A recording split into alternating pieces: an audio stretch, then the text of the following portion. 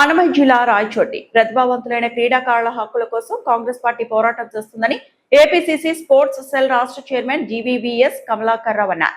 రాయచోటిలో అన్నమయ్య జిల్లా Congress sports committee ఏర్పాటు సమావేశం సందర్భంగా ఆయన విలేకరులతో మాట్లాడారు. క్రీడలు కేవలం పోటీలకు మాత్రమే పరిమితం కాదని యువత భవిష్యత్తును తీర్చిదిద్దే వేదిక అని పేర్కొన్నారు. ప్రతిభ ఉన్న క్రీడాకారులను ప్రోత్సహించడమే కాంగ్రెస్ స్పోర్ట్స్ సెల్ లక్ష్యమన్నారు. గత 10 ఏళ్లలో క్రీడాకారులకు డిఎస్ఏ నియామకాలు, క్రీడా కోటా ప్రోత్సాహకాల విషయంలో అన్యాయం జరిగిందని ఆరోపించారు. క్రీడాకారుల సమస్యలు పరిష్కరించేందుకు ప్రతి జిల్లా నియోజకవర్గంలో స్పోర్ట్స్ కమిటీలను ఏర్పాటు చేస్తున్నామని తెలిపారు. రాయచోటిలో స్థానిక గ్రౌండ్ ను పరిశీలించిన ఆయన రాయలసీమలో ఇండోర్ స్టేడియాలు, క్రికెట్ మైదానాలు, రన్నింగ్ ట్రాక్ల కొరత ఉందన్నారు. క్రీడాకారులు తమ సమస్యలు నేరుగా పార్టీ దృష్టికి తీసుకురావడానికి త్వరలో ప్రత్యేక డిజిటల్ పోర్టల్లో అందుబాటులోకి తీసుకొస్తామని కమలాకర్ రావు తెలిపారు.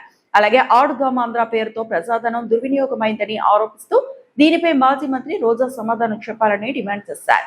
నీట్ పరీక్షల్లో అక్రమాలపై కూడా కాంగ్రెస్ పార్టీ పోరాటం కొనసాగిస్తుందని, విద్యార్థుల భవిష్యత్తుకు అండగా ఉంటామని స్పష్టం చేశారు.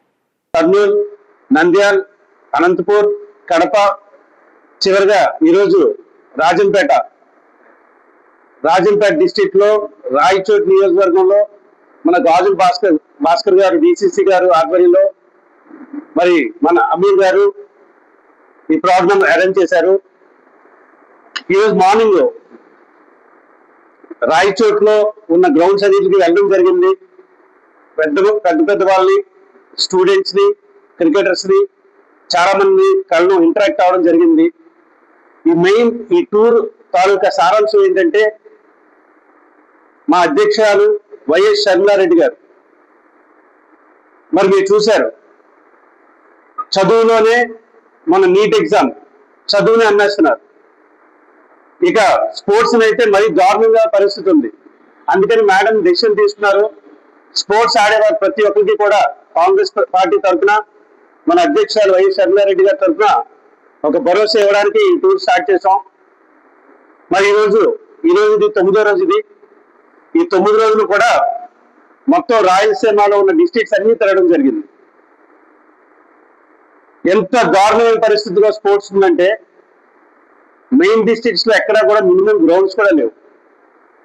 గ్రౌండ్స్ ఉన్న చోట ఫెసిలిటీస్ కూడా లేవు. మరి మీ అందరికీ తెలుసు, మన ఆర్కే రోజా గారు ఎక్స్ స్పోర్ట్స్ మినిస్టర్, సినిమాల్లో బాగా యాక్ట్ చేస్తారు ఆవిడ. అలాగే లాస్ట్ టైం 100 కోట్ల సినిమా చూపించారు స్పోర్ట్స్ లో దగా. ఇప్పటి వరకు కూడా ఏం జరిగిందో, ఆ 100 కోట్లు ఏం జరిగిందో కూడా టీడీపీ వాళ్ళు చేశారని చెప్పారు, కానీ వాళ్ళు కూడా పట్టించుకోవడం మానేశారు. అంటే మరి వాళ్ళు ఎంత తీసుకున్నారో వీళ్ళు ఎంత తీసుకున్నారో మాకైతే అర్థం కావడం లేదు. అంతేకాకుండా మన నీట్ ఎగ్జామ్ అంటే డాక్టర్స్ కి అది ఎంట్రన్స్ ఎగ్జామ్ లాంటిది. ఆ ఎగ్జామ్ కూడా పేపర్ అమ్ముకోవడం అంటే పరిస్థితులు ఎలాగైపోయాయంటే, డబ్బులు ఖర్చు పెట్టుకొని పేపర్ తెప్పించుకొని ఎగ్జామ్ రాసి పాస్ అయ్యి డాక్టర్లు కావాల్సి, దానికి బీజేపీ గవర్నమెంట్ కంప్లీట్ గా సహకరిస్తుంది. అంటే రేపు పొద్దున పరిస్థితి ఏంటి, మనకి స్వచ్ఛమైన డాక్టర్లు దొరకరు, దగ్గు వస్తే ఆపరేషన్ చేయిస్తారేమో. సో అలాంటి పరిస్థితుల్లోకి వెళ్ళిపోయాం. మన అదృష్టం ఏంటంటే ఈరోజు ప్రజలందరూ కూడా గమనిస్తున్నారు. ఆ రోజు అందుకే జంతర్ మంతర్లో అంత పెద్ద ఇష్యూ, ప్రజల్లోంచి వచ్చిన ఆవేదన, ప్రజలకు జరుగుతున్న అన్యాయాన్ని ప్రజలే క్వశ్చన్ చేశారు. దానికి మన రాహుల్ గాంధీ గారు ఎంతో ఎంకరేజ్ చేసి వెళ్ళి కష్టపడి ఒక మినిస్టర్ని రాజీనామా చేయించడం అంటే, మన prime minister of India Modi గారు తప్పు చేశానని డైరెక్ట్ గా ఒప్పుకున్నట్టే. కానీ తప్పు చేస్తే, చదువుని అమ్మేస్తే ఇలా రాజీనామాలు చేయించడం కాదు, ఉరిశిక్ష వేయాలి. చట్టాలను అంత స్ట్రాంగ్ చేసిన రోజే ఈరోజు ప్రజల దగ్గర గవర్నమెంట్ బాగా పనిచేస్తాయి.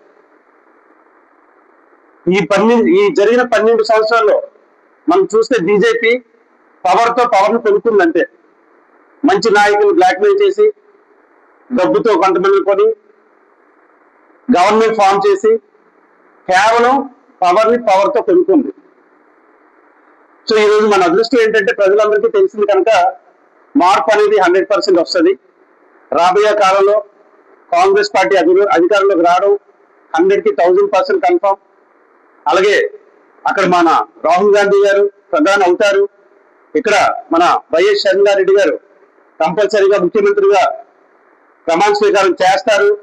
మళ్ళీ మన వైఎస్ రాజశేఖర రెడ్డి గారు ఏదైతే పాలన అందించారో ఆ పాలన ఒక్క వైఎస్ షర్మిలారెడ్డి గారితో సాధ్యమవుతుంది.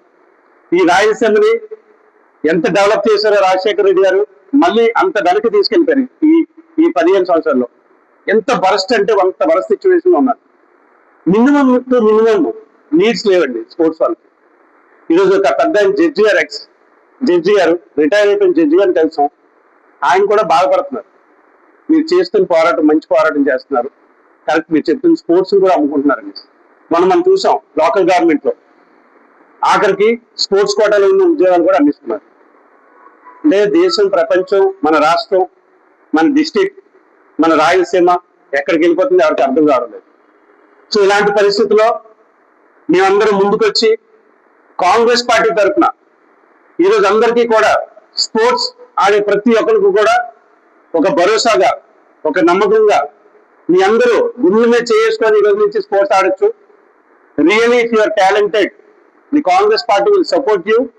అంతేకాదు మిమ్మల్ని ఏ స్టేజ్కి తీసుకెళ్లాలో, ఫర్ ఎగ్జాంపుల్ కొంతమంది ఉంటారు డిస్ట్రిక్ట్ లెవెల్ వరకు వాళ్ళు టాలెంటెడ్, వాళ్ళు నెక్స్ట్ లెవెల్లో వెళ్ళాలి అంటే వాళ్ళకి ఎంతో ఎంకరేజ్మెంట్ ఉండాలి, ఎంతో పుష్ ఉండాలి. ఎందుకంటే స్పోర్ట్స్ అంటే అందరూ మనం చేసేసేది కాదు. 100 మందిలో పర్ఫెక్ట్ గా ఒక 5-6 టాలెంటెడ్ ఉంటారు. సో ఆ టాలెంట్ ని కూడా డబ్బులతో మనం అమ్మకూడదు, అది చాలా అన్యాయం. సో ఎవరైతే టాలెంట్ ఉన్నారో వాళ్ళని డెఫినెట్ గా 100% మన అందరం కూడా, కాంగ్రెస్ పార్టీయే కాదు పార్టీలకు అతీతంగా కదా స్పోర్ట్స్ అందరూ కూడా పర్ఫెక్ట్ గా ఎంకరేజ్ చేయాలి. పర్ఫెక్ట్ టాలెంట్ వచ్చినప్పుడే ఈ యొక్క జాతికి ఒక మంచి నేమ్ వస్తుంది, ప్రైడ్. అంటే స్పోర్ట్స్ అంటేనే యాక్చువల్లీ ప్రైడ్. 1982లో మన రాజీవ్ గాంధీ గారు స్పోర్ట్స్ ని తీసుకొచ్చింది ఎందుకంటే ఒక డిసిప్లిన్ పెరుగుతుంది. స్పోర్ట్స్ వల్ల ఏంటంటే ఒక టీం వర్క్ పెరుగుతుంది, ఒక హానెస్టీ ఉంటుంది. 1982లో ఏషియా కప్ మన ఇండియాకి తీసుకొచ్చి ప్రజల్లో అందరికీ తెలియాలని చెప్పి ఆ రోజుల్లో మరి కలర్ టీవీని ఫస్ట్ తీసుకొచ్చి ప్రచారం, టీవీలో ప్రచారం జరిగితే మొత్తం అందరికీ కూడా ఒక అవగాహన వస్తుంది. దీని మీద స్పోర్ట్స్ లో ప్రతి ఒక్కరు కూడా పాల్గొంటారని చెప్పి ఆ రోజు చేయడం జరిగింది కాంగ్రెస్ పార్టీ తరఫున. మరి అలాంటి స్పోర్ట్స్ ను కూడా ఈరోజు రాజకీయం చేసేస్తున్నారు. ముఖ్యంగా చూస్తే రాయచోట్లోనే ఆంధ్రాకి సంబంధించిన స్పోర్ట్స్ మినిస్టర్ ఉన్నారు. చాలా మందికి తెలియదు, నాకు కూడా తెలియదు వాస్తవానికి ఈ రోజు వరకు.